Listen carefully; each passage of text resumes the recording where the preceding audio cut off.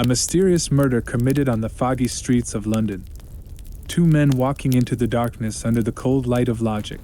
One a doctor bearing the scars of war, the other a detective pushing the limits of human intellect. A study in Scarlet, the story that gave birth to the Sherlock Holmes legend, takes readers and viewers on a journey filled with secrets as it searches for the truth behind the crime. Don't forget to like the video and subscribe to the channel. If you're ready, let's begin. Our morning's exertions had been too much for my weak health, and I was tired out in the afternoon.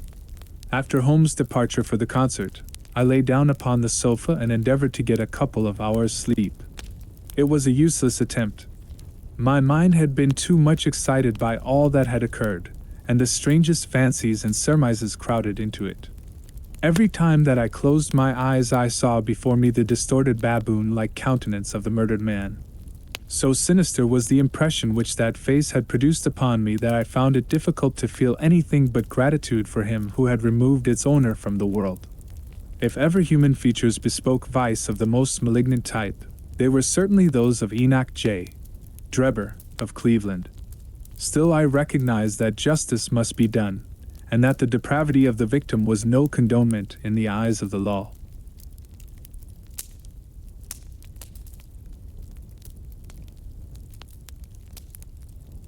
The more I thought of it, the more extraordinary did my companion's hypothesis, that the man had been poisoned, appear. I remembered how he had sniffed his lips, and had no doubt that he had detected something which had given rise to the idea. Then, again, if not poison, what had caused the man's death, since there was neither wound nor marks of strangulation? But, on the other hand, whose blood was that which lay so thickly upon the floor? There were no signs of a struggle, nor had the victim any weapon with which he might have wounded an antagonist. As long as all these questions were unsolved, I felt that sleep would be no easy matter, either for Holmes or myself. His quiet, self-confident manner convinced me that he had already formed a theory which explained all the facts, though what it was I could not for an instant conjecture. He was very late in returning, so late that I knew that the concert could not have detained him all the time. Dinner was on the table before he appeared. "It was magnificent," he said, as he took his seat. "Do you remember what Darwin says about music? He claims that the power of producing and appreciating it existed among the human race long before the power of speech was arrived at. Perhaps that is why we are so subtly influenced by it. There are vague memories in our souls of those misty centuries when the world was in its childhood." "That's rather a broad idea," I remarked. "One's ideas must be as broad as nature if they are to interpret nature," he answered. "What's the matter? You're not looking quite yourself. This Brixton Road affair has upset you." "To tell the truth, it has," I said. "I ought to be more case-hardened after my Afghan experiences. I saw my own comrades hacked to pieces at Maiwand without losing my nerve." "I can understand. There is a mystery about this which stimulates the imagination. Where there is no imagination, there is no horror. Have you seen the evening paper?" "No." "It gives a fairly good account of the affair. It does not mention the fact that when the man was raised up, a woman's wedding ring fell upon the floor. It is just as well it does not." "Why?" "Look at this advertisement," he answered. "I had one sent to every paper this morning immediately after the affair." He threw the paper across to me, and I glanced at the place indicated. It was the first announcement in the found column. "In Brixton Road, this morning," it ran. "A plain gold wedding ring, found in the roadway between the White Hart Tavern and Holland Grove. Apply Dr. Watson, 221B Baker Street, between 8 and 9 this evening." "Excuse my using your name," he said. "If I used my own, some of these dunderheads would recognize it, and want to meddle in the affair." "That is all right," I answered. But supposing anyone applies, I have no ring. Oh yes, you have, said he, handing me one. This will do very well. It is almost a facsimile. And who do you expect will answer this advertisement? Why, the man in the brown coat, our florid friend with the square toes. If he does not come himself, he will send an accomplice. Would he not consider it as too dangerous?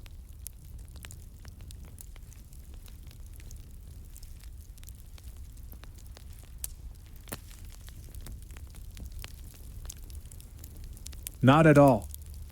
If my view of the case is correct, and I have every reason to believe that it is, this man would rather risk anything than lose the ring. According to my notion, he dropped it while stooping over Drebber's body, and did not miss it at the time. After leaving the house, he discovered his loss and hurried back, but found the police already in possession, owing to his own folly in leaving the candle burning. He had to pretend to be drunk in order to allay the suspicions which might have been aroused by his appearance at the gate. Now put yourself in that man's place. On thinking the matter over, it must have occurred to him that it was possible that he had lost the ring in the road after leaving the house. What would he do then? He would eagerly look out for the evening papers in the hope of seeing it among the articles found. His eye, of course, would light upon this. He would be overjoyed. Why should he fear a trap? There would be no reason in his eyes why the finding of the ring should be connected with the murder. He would come. He will come. You shall see him within an hour? And then? I asked. Oh, you can leave me to deal with him then. Have you any arms? I have my old service revolver and a few cartridges. You had better clean it and load it. He will be a desperate man, and though I shall take him unawares, it is as well to be ready for anything.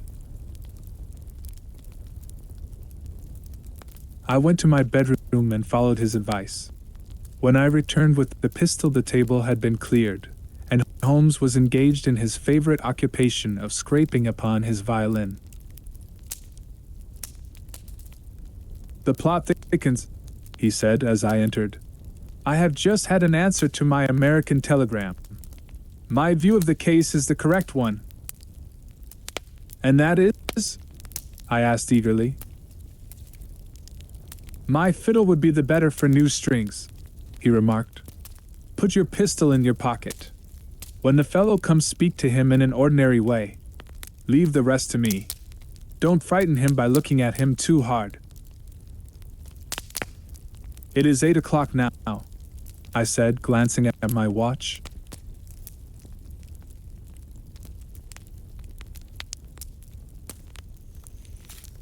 Yes. He will probably be here in a few minutes. Open the door slightly. That will do. Now put the key on the inside. Thank you. This is a queer old book I picked up at a stall yesterday, De Jure Inter Gentes, published in Latin at Liege in the Lowlands, in 1642. Charles's head was still firm on his shoulders when this little brown-backed volume was struck off. Who is the printer? Philippe de Croix, whoever he may have been. On the flyleaf, in very faded ink, is written Ex Libris Guglielmi White. I wonder who William White was. Some pragmatical 17th century lawyer, I suppose. His writing has a legal twist about it. Here comes our man, I think. As he spoke, there was a sharp ring at the bell.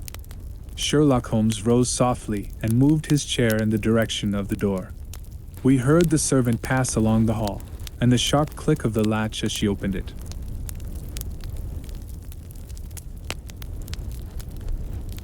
Does Dr. Watson live here? Asked a clear but rather harsh voice. We could not hear the servant's reply, but the door closed, and someone began to ascend the stairs. The footfall was an uncertain and shuffling one. A look of surprise passed over the face of my companion as he listened to it. It came slowly along the passage, and there was a feeble tap at the door. "Come in," I cried. At my summons, instead of the man of violence whom we expected, a very old and wrinkled woman hobbled into the apartment. She appeared to be dazzled by the sudden blaze of light, and after dropping a curtsy, she stood blinking at us with her bleared eyes.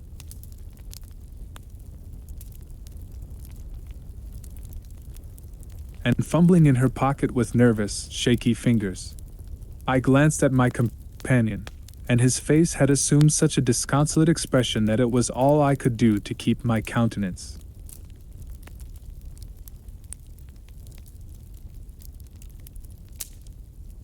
The old crone drew out an evening paper and pointed at our advertisement. "It's this as has brought me, good gentleman," she said, dropping another curtsy. "A gold wedding ring in the Brixton Road. It belongs to my girl Sally, as was married only this time 12-month, which her husband is steward aboard a Union boat, and what he'd say if he come home and found her without her ring is more than I can think, he being short enough at the best o' times, but more especially when he has the drink. If it please you, she went to the circus last night along with." "Is that her ring?" I asked. "The Lord be thanked," cried the old woman. "Sally will be a glad woman this night. That's the ring." "And what may your address be?" I inquired, taking up a pencil. 13 Duncan Street, Houndsditch. A weary way from here. "The Brixton Road does not lie between any circus and Houndsditch," said Sherlock Holmes sharply.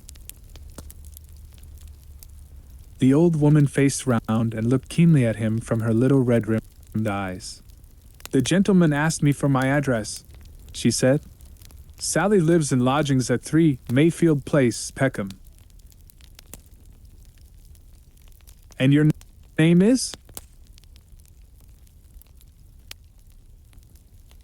"My name is Sawyer. Hers is Dennis, which Tom Dennis married her, and a smart, clean lad, too, as long as he's at sea, and no steward in the company more thought of. But when on shore, what with the women and what with liquor shops." "Here is your ring, Mrs. Sawyer," I interrupted, in obedience to a sign from my companion. "It clearly belongs to your daughter, and I am glad to be able to restore it to the rightful owner."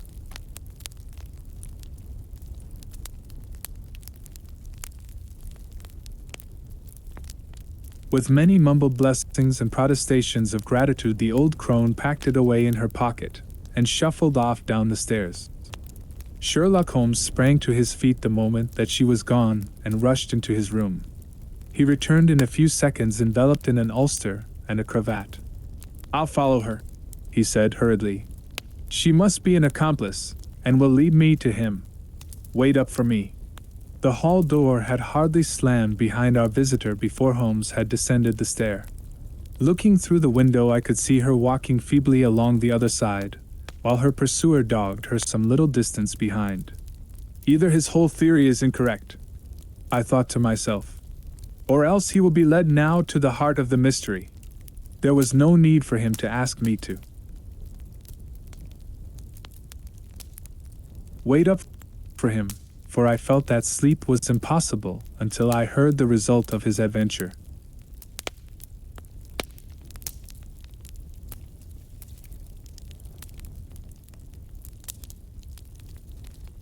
It was close upon 9 when he set out. I had no idea how long he might be, but I sat stolidly puffing at my pipe and skipping over the pages of Henri Murger's Vie de Bohème. 10 o'clock passed, and I heard the footsteps of the maid as they pattered off to bed. 11, and the more stately tread of the landlady passed my door, bound for the same destination. It was close upon 12 before I heard the sharp sound of his latchkey. The instant he entered, I saw by his face that he had not been successful. Amusement and chagrin seemed to be struggling for the mastery, until the former suddenly carried the day, and he burst into a hearty laugh. "I wouldn't have the Scotland Yarders know it for the world," he cried, dropping into his chair. I have chaffed them so much that they would never have let me hear the end of it. I can afford to laugh, because I know that I will be even with them in the long run. What is it then? I asked.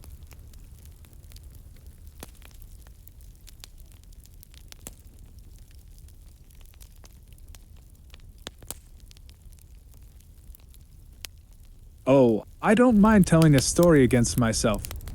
That creature had gone a little way when she began to limp and show every sign of being footsore. Presently she came to a halt, and hailed a four-wheeler which was passing.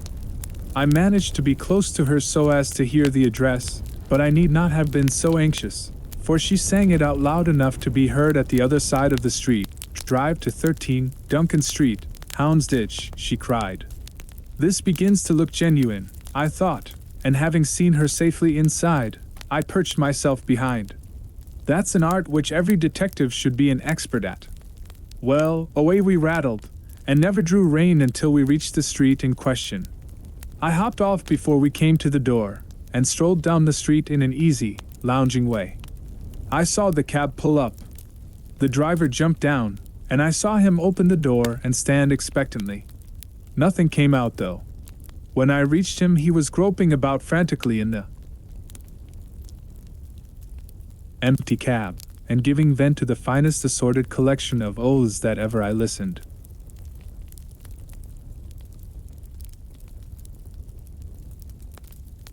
Two.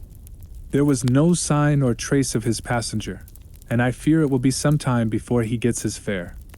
On inquiring at number 13, we found that the house belonged to a respectable paperhanger named Keswick, and that no one of the name either of Sawyer or Dennis had ever been heard of there.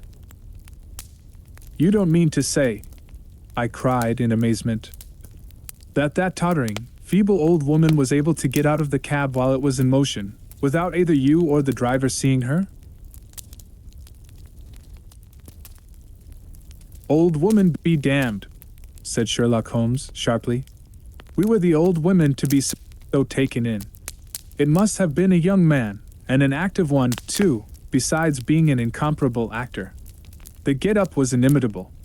He saw that he was followed, no doubt, and used this means of giving me the slip. It shows that the man we are after is not as lonely as I imagined he was, but has friends who are ready to risk something for him. Now, doctor, you are looking done up. Take my advice and turn in. I was certainly feeling very weary, so I obeyed his injunction. I left Holmes seated in front of the smoldering fire, and long into the watches of the night I heard the low, melancholy wailings of his violin, and knew that he was still pondering over the strange problem which he had set himself to unravel. The papers next day were full of the Brixton mystery, as they termed it. Each had a long account of the affair, and some had leaders upon it in addition. There was some information in them which was new to me. I still retain in my scrapbook numerous clippings and extracts bearing upon the case. Here is a condensation of a few of them.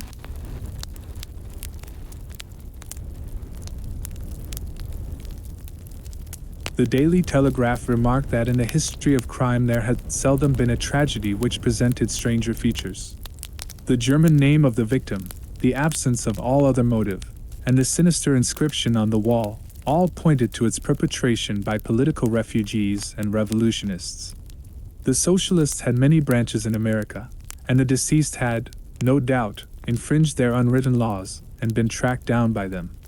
After alluding airily to the Vemsricht, Aqua Tofana, Carbonari, the Marchioness de Brinvilliers, the Darwinian theory, the principles of Malthus, and the Ratcliffe highway murders, the article concluded by admonishing the government and advocating a closer watch over foreigners in England.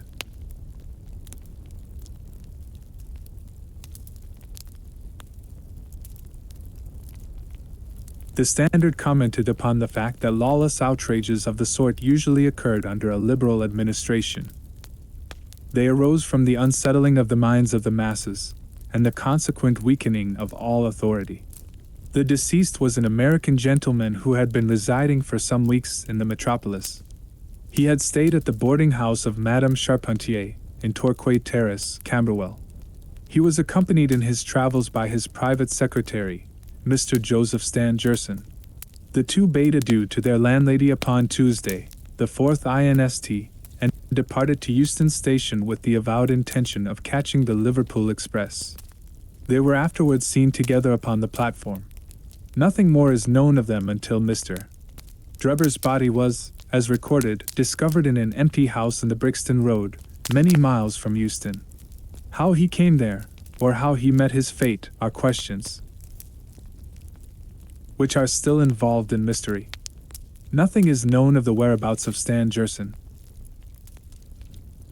We are glad to learn that Mr. Lestrade and Mr. Gregson, of Scotland Yard, are both engaged upon the case, and it is confidently anticipated that these well-known officers will speedily throw light upon the matter.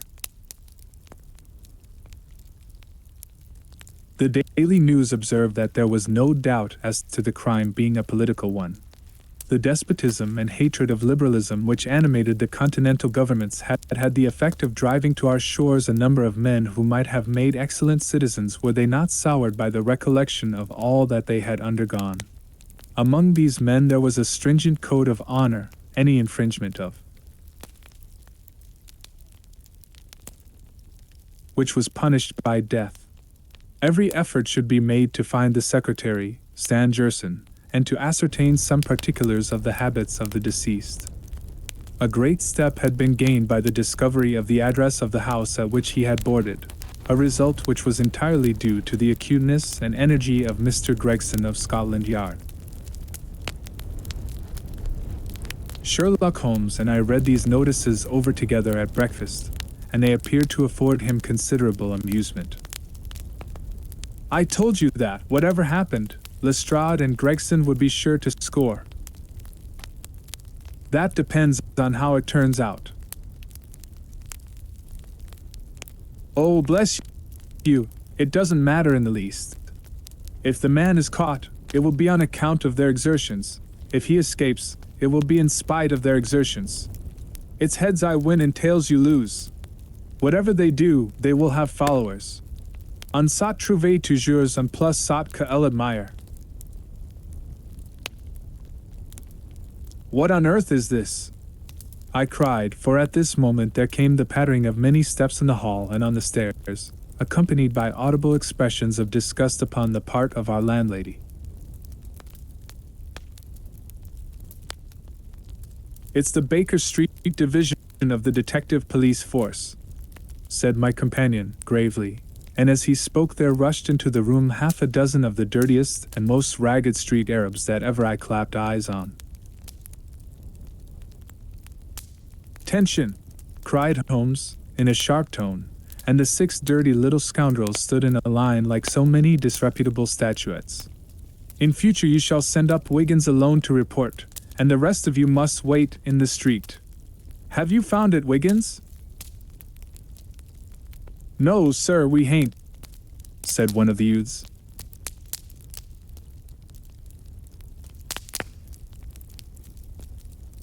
"I hardly expected you would. You must keep on until you do. Here are your wages." He handed each of them a shilling. "Now off you go, and come back with a better report next time."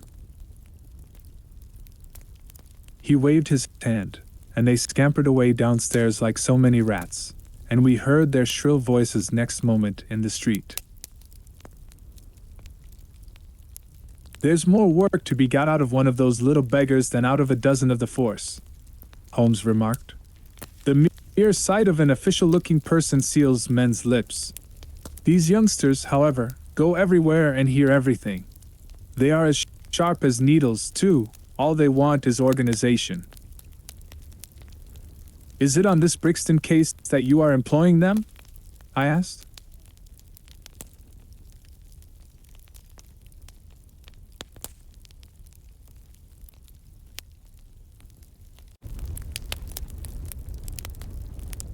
"Yes, there is a point which I wish to ascertain.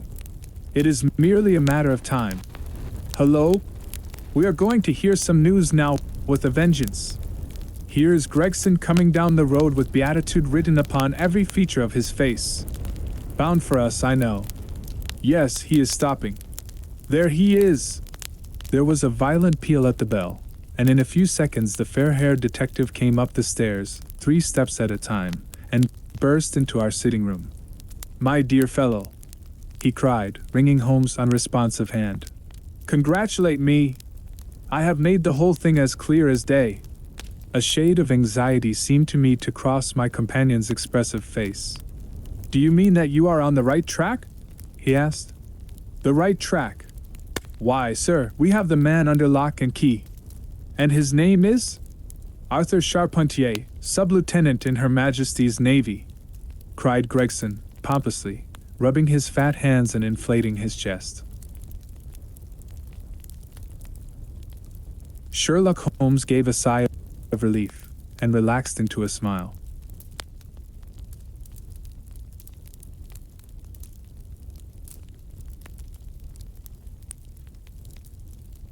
Take a seat and try one of these cigars, he said. We are anxious to know how you managed it. Will you have some whiskey and water? I don't mind if I do, the detective answered. The tremendous exertions which I have gone through during the last day or two have worn me out. Not so much bodily exertion, you understand, as the strain upon the mind. You will appreciate that, Mr. Sherlock Holmes, for we are both brain workers. You do me too much honor, said Holmes gravely. Let us hear how you arrived at this most gratifying result. The detective seated himself in the armchair and puffed complacently at his cigar. Then suddenly he slapped his thigh in a paroxysm of amusement. The fun of it is, he cried, that fool Lestrade, who thinks himself so smart, has gone off upon the wrong track altogether. He is after the Secretary Stangerson, who had no more to do with the crime than the babe unborn. I have no doubt that he has caught him by this time. The idea tickled Gregson so much that he laughed until he choked. And how did you get your clue? I'll tell you all about it. Of course, Dr. Watson, this is strictly between ourselves. The first difficulty which we had to contend with was the finding of this American's antecedents. Some people would have waited until their advertisements were answered, or until parties came forward and volunteered information. That is not Tobias Gregson's way of going to work. You remember the hat beside the dead man? Yes, said Holmes. By John Underwood and Sons, 129 Camberwell Road. Gregson looked quite crestfallen. I had no idea that you noticed that, he said. Have you been there? No. Ha! Cried Gregson, in a relieved voice. You should never neglect a chance, however small it may seem. To a great mind, nothing is little, remarked Holmes sententiously. Well, I went to Underwood, and asked him if he had sold a hat of that size and description. He looked over his books, and came on it at once. He had sent the hat to a Mr. Drebber, residing at Charpentier's boarding establishment, Torquay Terrace. Thus I got at his address. Smart, very smart, murmured Sherlock Holmes.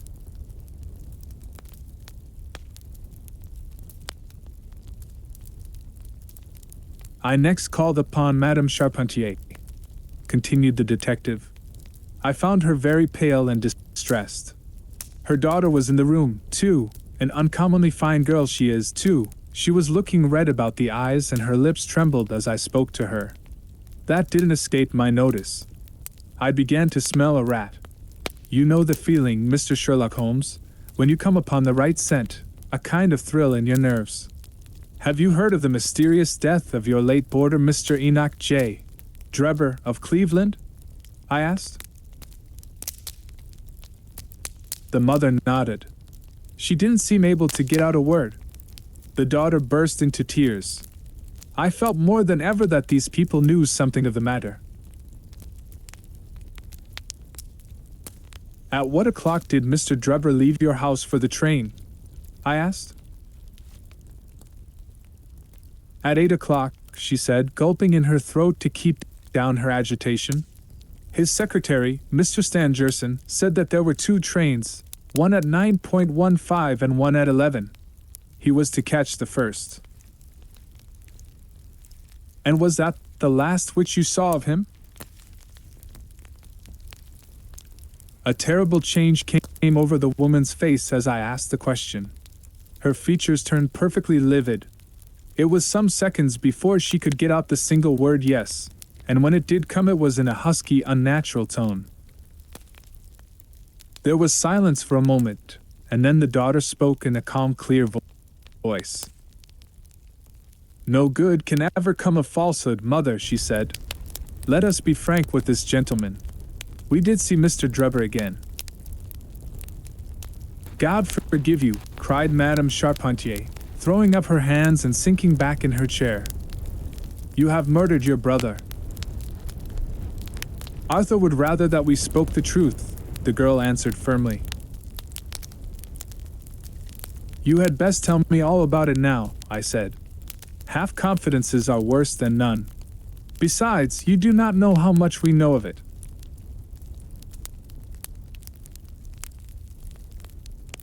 "On your head be it, Alice," cried her mother, and then, turning to me, "I will tell you all, sir. Do not imagine that my agitation on behalf of my son arises from any fear lest he should have had a hand in this terrible affair. He is utterly innocent of it. My dread is, however, that in your eyes and in the eyes of others he may appear to be compromised. That, however, is surely impossible.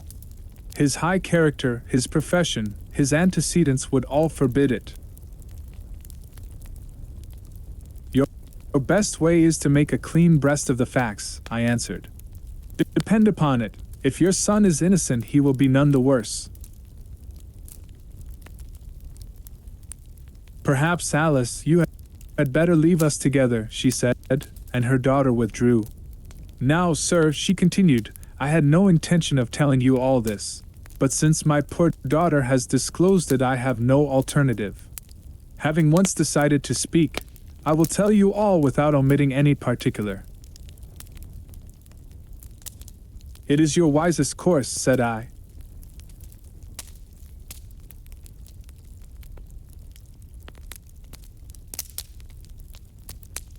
Mr. Drebber has been with us nearly 3 weeks. He and his secretary, Mr. Stangerson, had been traveling on the continent. I noticed a Copenhagen label upon each of their trunks, showing that that had been their last stopping place. Stangerson was a quiet, reserved man, but his employer, I am sorry to say, was far otherwise. He was coarse in his habits and brutish in his ways. The very night of his arrival he became very much the worse for drink, and indeed, after 12 o'clock in the day he could hardly ever be said to be sober. His manners towards the maidservants were disgustingly free and familiar. Worst of all, he speedily assumed the same attitude towards my daughter, Alice, and spoke to her more than once in a way which, fortunately, she is too innocent to understand. On one occasion he actually seized her in his arms and embraced her, an outrage which caused his own secretary to reproach him for his unmanly conduct. "But why did you stand all this?" I asked. "I suppose that you can get rid of your boarders when you wish." Mrs. Charpentier blushed at my pertinent question. "Would to God that I had given him notice on the very day that he came," she said. "But it was a sore temptation. They were paying £1 a day each, £14 a week, and this is the slack season. I am a widow, and my boy in the Navy has cost me much. I grudged to lose the money. I acted for the best. This last was too much, however, and I gave him notice to leave on account of it. That was the reason of his going." "Well?"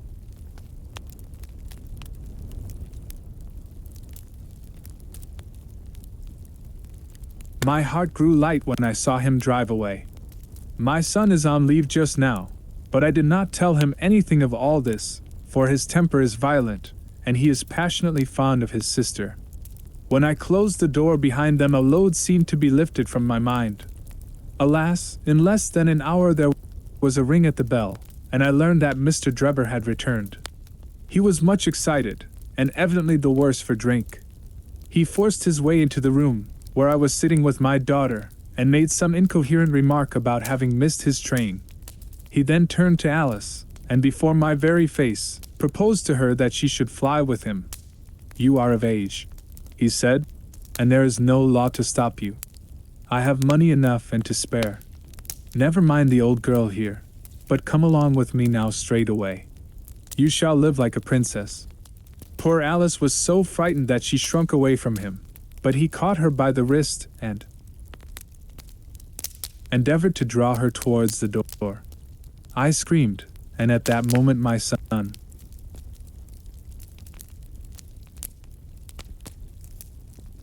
Arthur, came into the room. What happened then I do not know. I heard oaths and the confused sounds of a scuffle. I was too terrified to raise my head. When I did look up, I saw Arthur standing in the doorway laughing, with a stick in his hand. "I don't think that fine fellow will trouble us again," he said. "I will just go after him and see what he does with himself." With those words he took his hat and started off down the street. The next morning we heard of Mr. Drebber's mysterious death.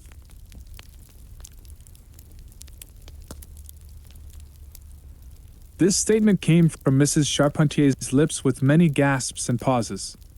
At times she spoke so low that I could hardly catch the words. I made shorthand notes of all that she said, however, so that there should be no possibility of a mistake. "It's quite exciting," said Sherlock Holmes, with a yawn. "What happened next?" When Mrs. Charpentier paused, the detective continued, "I saw that the whole case hung upon one point. Fixing her with my eye in a way which I always found effective with women, I asked her at what hour her son returned. "I do not know," she answered. "Not know?" "No, he has a latchkey, and he let himself in." "After you went to bed?" "Yes." "When did you go to bed?" "About 11. So your son was gone at least 2 hours?" "Yes." "Possibly 4 or 5. "Yes." "What was he doing during that time?" "I do not know," she answered, turning white to her very lips.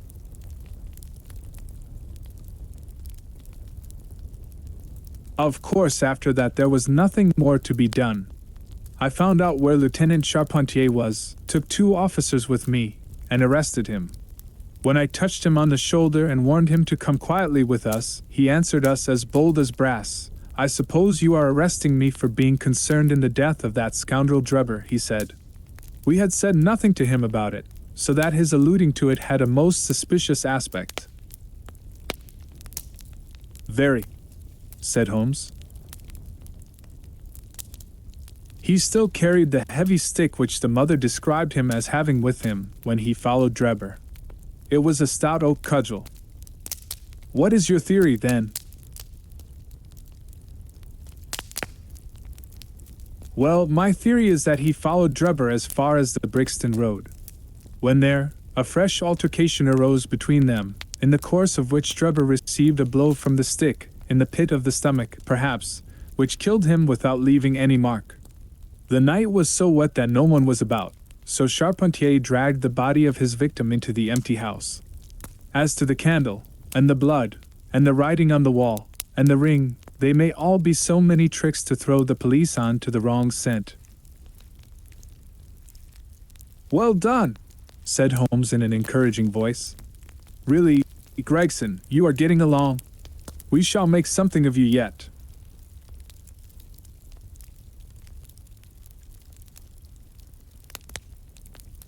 I flatter myself that I have managed it rather neatly, the detective answered proudly. The young man volunteered a statement, in which he said that after following Drebber some time, the latter perceived him, and took a cab in order to get away from him. On his way home he met an old shipmate, and took a long walk with him. On being asked where this old shipmate lived, he was unable to give any satisfactory reply. I think the whole case fits together uncommonly well. What amuses me is to think of Lestrade, who had started off upon the wrong scent. I am afraid he won't make much of it. Why, by Jove, here's the very man himself.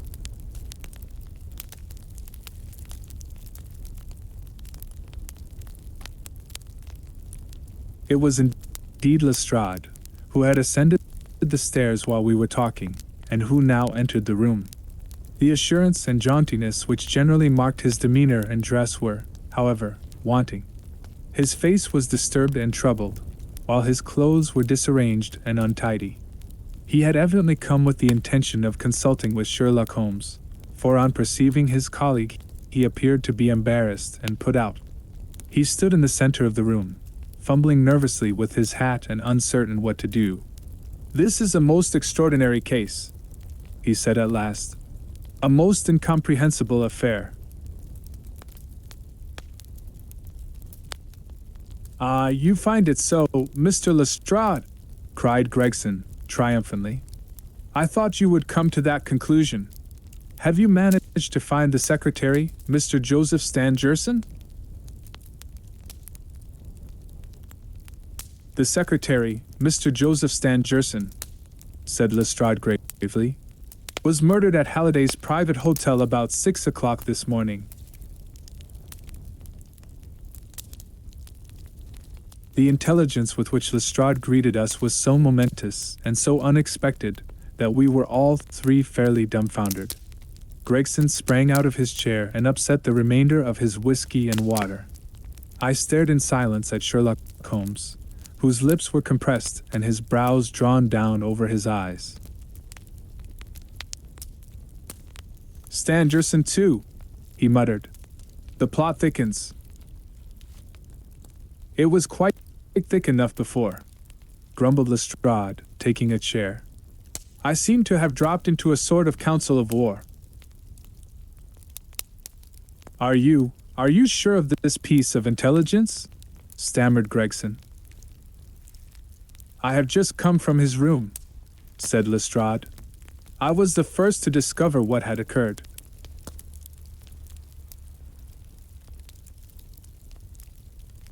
"We have been hearing Gregson's view of the matter," Holmes observed. "Would you mind letting us know what you have seen and done?"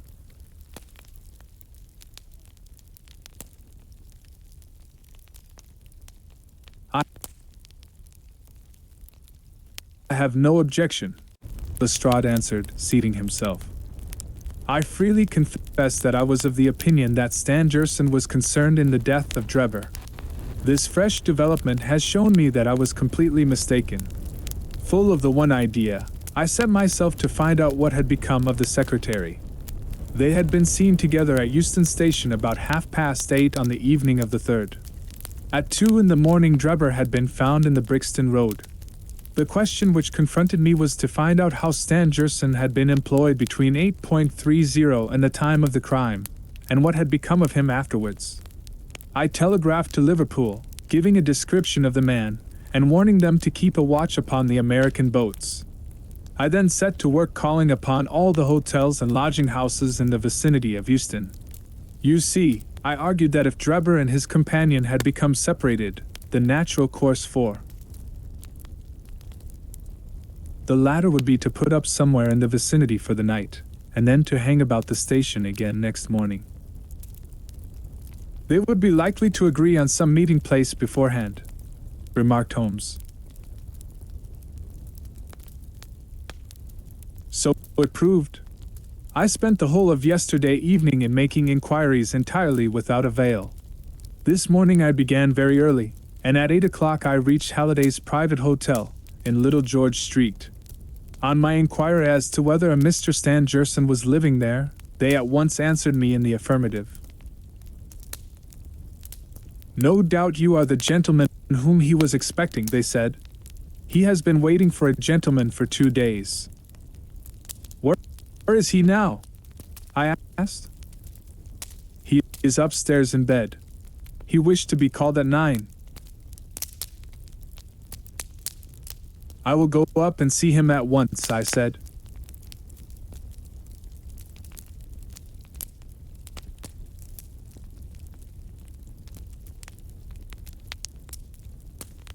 It seemed to me that my sudden appearance might shake his nerves and lead him to say something unguarded. The boots volunteered to show me the room. It was on the 2nd floor, and there was a small corridor leading up to it. The boots pointed out the door to me, and was about to go downstairs again when I saw something that made me feel sickish, in spite of my 20 years' experience. From under the door there curled a little red ribbon of blood, which had meandered across the passage and formed a little pool along the skirting at the other side. I gave a cry, which brought the boots back. He nearly fainted when he saw it. The door was locked on the inside, but we put our shoulders to it and knocked it in. The window of the room was open, and beside the window, all huddled up, lay the body of a man in his nightdress. He was quite dead, and had been for some time, for his limbs were rigid and cold. When we turned him over, the Boots recognized him at once as being the same gentleman who had engaged the room. Under the name of Joseph Stangerson. The cause of death was a deep stab in the left side, which must have penetrated the heart. And now comes the strangest part of the affair. What do you suppose was above the murdered man? I felt a creeping of the flesh, and a presentiment of coming horror, even before Sherlock Holmes answered.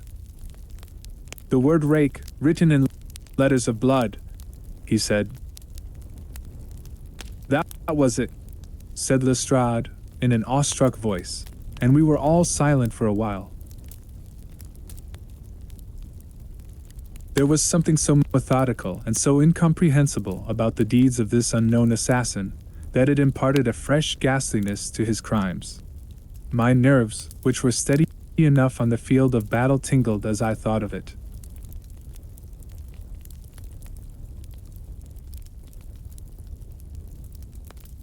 The man was seen, continued Lestrade. A milk boy, passing on his way to the dairy, happened to walk down the lane which leads from the mews at the back of the hotel. He noticed that a ladder, which usually lay there, was raised against one of the windows of the 2nd floor, which was wide open. After passing, he looked back and saw a man descend the ladder. He came down so quietly and openly that the boy imagined him to be some carpenter or joiner at work in the hotel. He took no particular notice of him, beyond thinking in his own mind that it was early for him to be at work. He has an impression that the man was tall, had a reddish face, and was dressed in a long, brownish coat. He must have stayed in the room some little time after the murder, for we found blood-stained water in the basin, where he had washed his hands, and marks on the sheets where he had deliberately wiped his knife. I glanced at Holmes on hearing the description of the murderer, which tallied so exactly with his own. There was, however, no trace of exultation or satisfaction upon his face. Did you find nothing in the room which could furnish a clue to the murderer? He asked.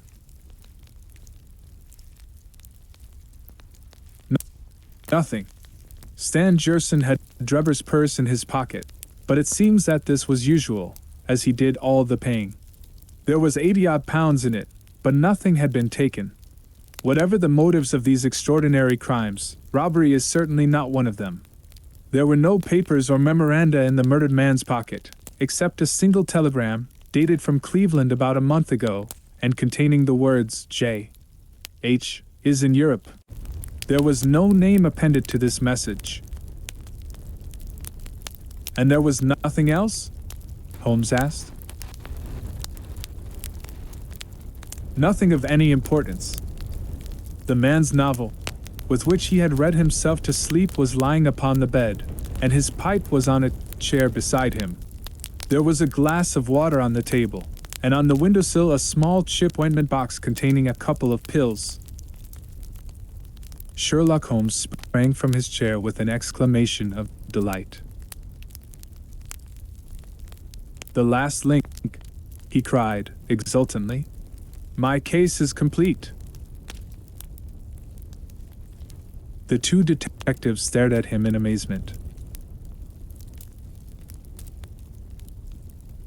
"I have now in my hands," my companion said confidently, "all the threads which have formed such a tangle. There are, of course, details to be filled in, but I am as certain of all the main facts, from the time that Drebber parted from Stan Jerson at the station, up to the discovery of the body of the latter, as if I had seen them with my own eyes. I will give you a proof of my knowledge. Could you lay your hand upon those pills?" "I have them," said Lestrade, producing a small white box. I took them and the purse and the telegram, intending to have them put in a place of safety at the police station. It was the merest chance my taking these pills, for I am bound to say that I do not attach any importance to them. "Give them here," said Holmes. "Now, doctor," turning to me, "are those ordinary pills?" They certainly were not. They were of a pearly gray color, small, round, and almost transparent against the light. From their lightness and transparency, I should imagine that they are soluble in water, I remarked. "Precisely so," answered Holmes.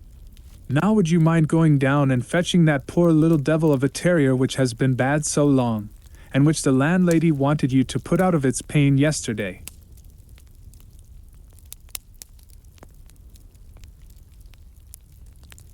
I went downstairs and carried the dog upstairs in my arms. Its labored breathing and glazing eyes showed that it was not far from its end. Indeed, its snow-white muzzle proclaimed that it had already exceeded the usual term of canine existence. I placed it upon a cushion on the rug.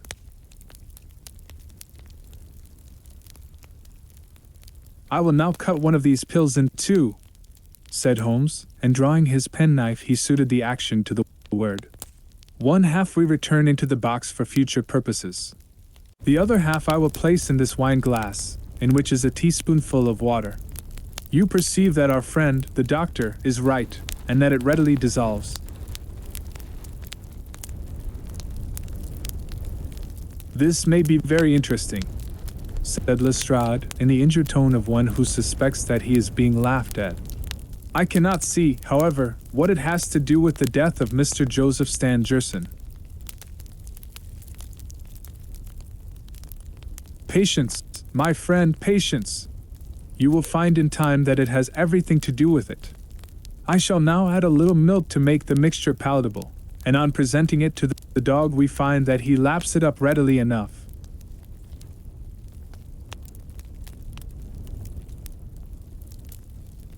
As he spoke, he turned the contents of the wine glass into a saucer and placed it in front of the terrier, who speedily licked it dry.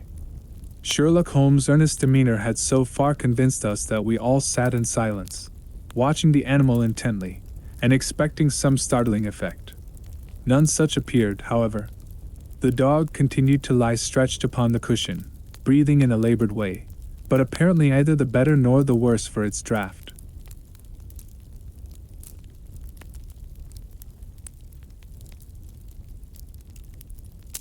Holmes had taken out his watch, and as minute followed minute without result, an expression of the utmost chagrin and disappointment appeared upon his features. He gnawed his lip, drummed his fingers upon the table, and showed every other symptom of acute impatience. So great was his emotion that I felt sincerely sorry for him, while the two detectives smiled derisively, by no means displeased at this check which he had met.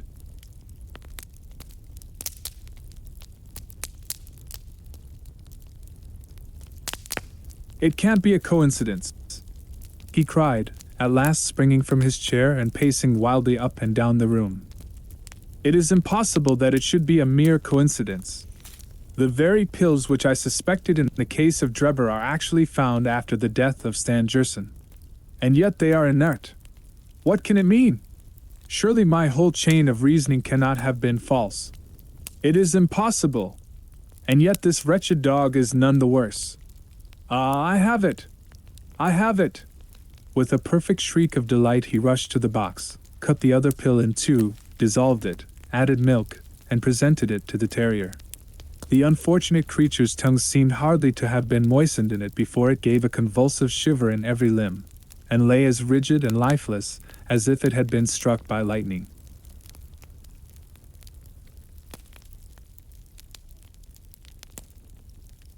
Sherlock Holmes drew a long breath, and wiped the perspiration from his forehead. "I should have more faith," he said. "I ought to know by this time that when a fact appears to be opposed to a long train of deductions, it invariably proves to be capable of bearing some other interpretation. Of the two pills in that box, one was of the most deadly poison, and the other was entirely harmless.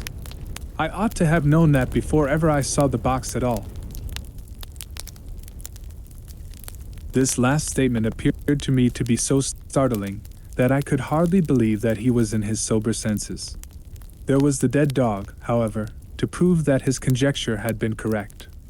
It seemed to me that the mists in my own mind were gradually clearing away, and I began to have a dim, vague perception of the truth.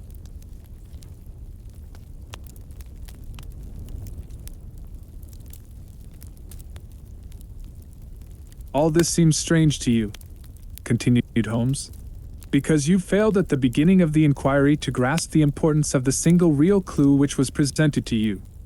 I had the good fortune to seize upon that, and everything which has occurred since then has served to confirm my original supposition, and, indeed, was the logical sequence of it.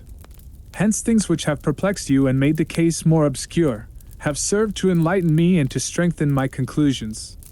It is a mistake to confound strangeness with mystery. The most commonplace crime is often the most mysterious because it presents no new or special features from which deductions may be drawn. This murder would have been infinitely more difficult to unravel had the body of the victim been simply found lying in the roadway without any of those outre and sensational accompaniments which have rendered it remarkable. These strange details, far from making the case more difficult, have really had the effect of making it less so." Mr. Gregson, who had listened to this address with considerable impatience, could contain himself no longer. "Look here, Mr. Sherlock Holmes," he said.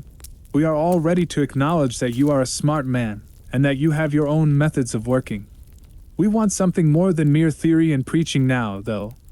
It is a case of taking the man. I have made my case out, and it seems I was wrong.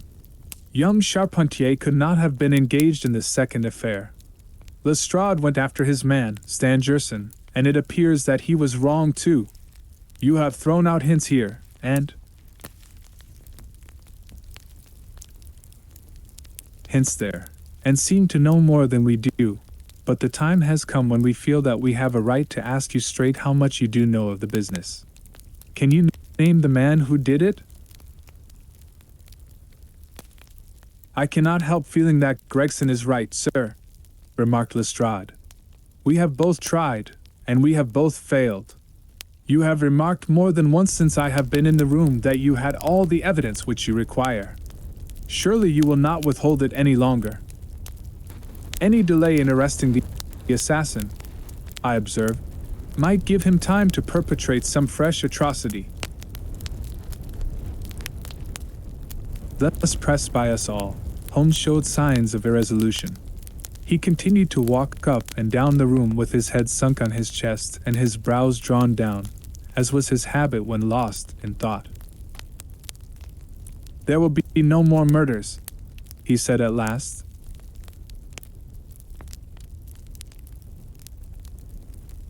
Stopping abruptly and facing us. "You can put that consideration out of the question. You have asked me if I know the name of the assassin. I do. The mere knowing of his name is a small thing, however, compared with the power of laying our hands upon him. This I expect very shortly to do. I have good hopes of managing it through my own arrangements. But it is a thing which needs delicate handling, for we have a shrewd and desperate man to deal with, who is supported, as I have had occasion to prove, by another who is as clever as himself. As long as this man has no idea that anyone can have a clue, there is some chance of securing him. But if he had the slightest suspicion, he would change his name, and vanish in an instant among the 4 million inhabitants of this great city.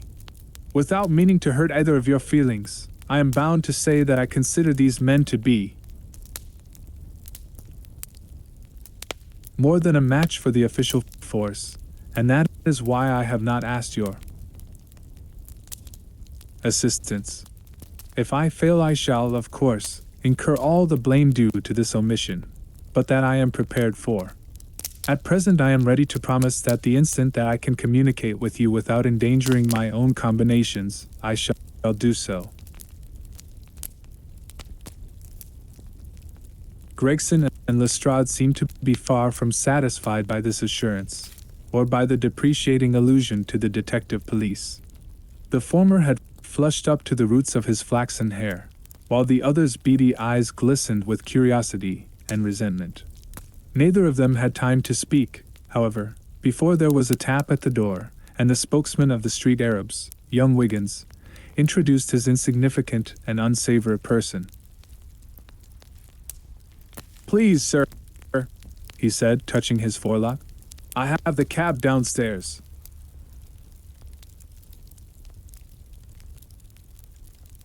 "Good boy," said Holmes blandly. "Why don't you introduce this pattern at Scotland Yard?" he continued, taking a pair of steel handcuffs from a drawer. "See how beautifully the spring works. They fasten in an instant." "The old pattern is good enough," remarked Lestrade, "if we can only find the man to put them on."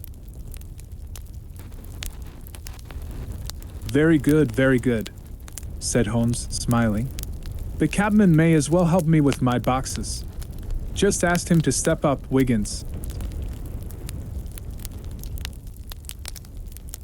I was surprised to find my companion speaking as though he were about to set out on a journey, since he had not said anything to me about it.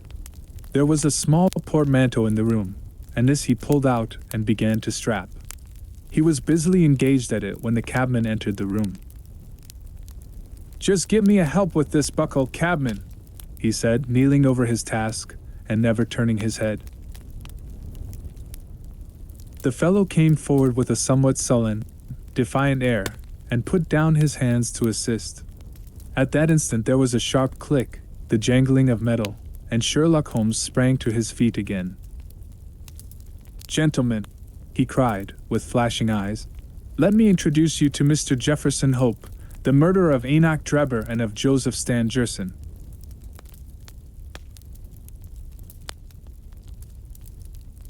The whole thing occurred in a moment, so quickly that I had no time to realize it. I have a vivid recollection of that instant, of Holmes' triumphant expression and the ring of his voice, of the cabman's dazed, savage face, as he glared at the glittering handcuffs, which had appeared as if by magic upon his wrists. For a second or two we might have been a group of statues. Then, with an inarticulate roar of fury, the prisoner wrenched himself free from Holmes's grasp, and hurled himself through the window. Woodwork and glass gave way before him, but before he got quite through, Gregson, Lestrade, and Holmes sprang upon him like so many staghounds. He was dragged back into the room, and then commenced a terrific conflict. So powerful and so fierce was he, that the four of us were shaken off again and again. He appeared to have the convulsive strength of a man in an epileptic fit. His face and hands were terribly mangled by his passage through the glass, but loss of blood had no effect in diminishing his resistance. It was not until Lestrade succeeded in getting his hand inside his neckcloth and half strangling him that we made him realize that his struggles were of no avail, and even then we felt no security until we had pinioned his feet as well as his hands. That done, we rose to our feet breathless and panting. "We have his cab," said Sherlock Holmes. "It will serve to take him to Scotland Yard." And now, gentlemen, he continued, with a pleasant smile, we have reached the end of our little mystery. You are very welcome to put any questions that you like to me now, and there is no danger that I will refuse to answer them.